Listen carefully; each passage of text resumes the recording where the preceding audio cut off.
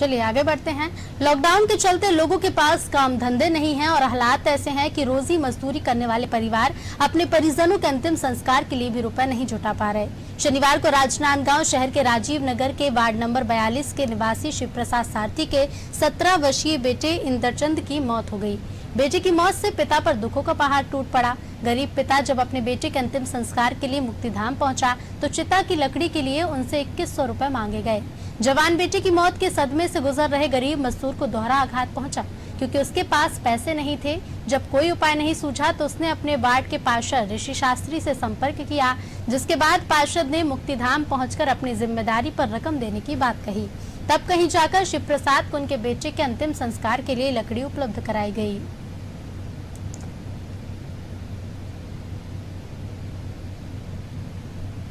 जी, हमारे वार्ड के परिजन थे शिव प्रसाद सारथी जी, जिनके पुत्र इंद्रचंद सारथी जी की आकस्मिक निधन हो गया था।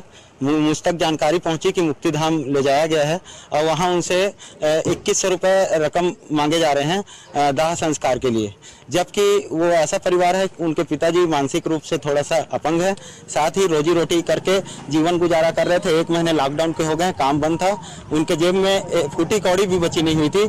ऐसे परिस्थिति में भी गौशाला पिंजरापोल का जो मुक्तिधाम है वहाँ पे रकम की मांग की गई।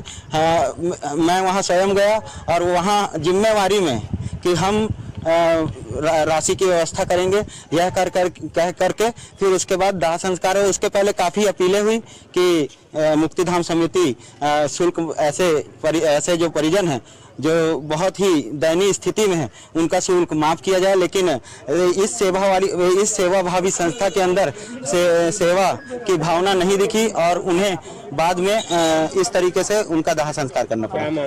लखोली स्थित मुक्तिधाम पहुंचता है अपने परिजन का अंतिम संस्कार करवाने, वो वहां पहुंचता है तो उसे वहां अंतिम संस्कार करने में मना कर दिया जाता है, क्योंकि उसके पास 2100 रुपये नहीं होते।